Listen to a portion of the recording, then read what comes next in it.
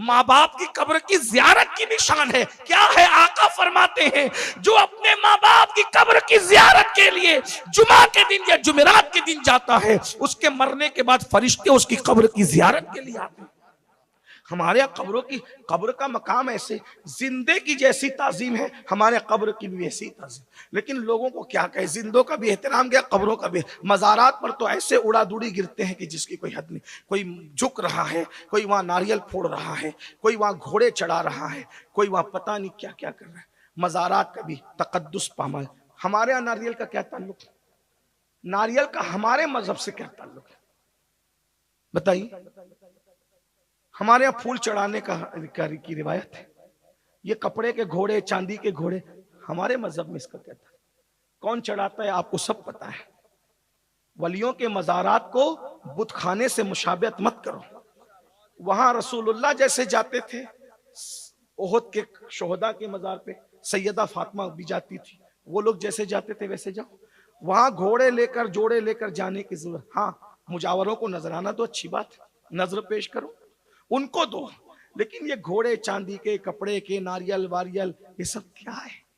हमारे मजहब का इससे कोई ताल्लुक नहीं। मजार पे जाने का तरीका ये है कि वुजू करो, वुजू करके दुरूद शरीफ पढ़ते हुए जाओ और खाली हाथ मत जाओ मजार पे। हमारे पीर मखदूम अशरफ जहांगीर सिमनानी फरमाया करते थे, अल्लाह वाला जमीन के ऊपर हो या जमीन के अंदर, कभी खाली हाथ उससे मत मिलना।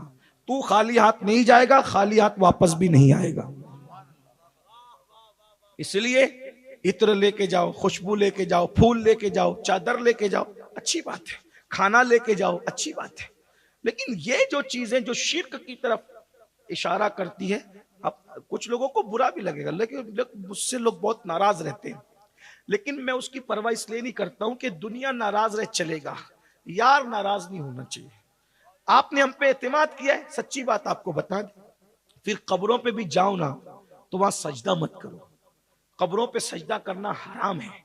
अगर सजदा ताजीमी कर रहे हो तो हराम है, और सजदा इबादत कर रहे हो तो शिर्क है। हमारे मजहब में सजदा करने की इजाजत, अल्लाह के सिवा किसी को सजदा करने की इजाजत। अब आप मुझे बताएं, जब हम रसूलुल्लाह को सजदा नहीं कर सकते तो उनसे बड़ा कौन है?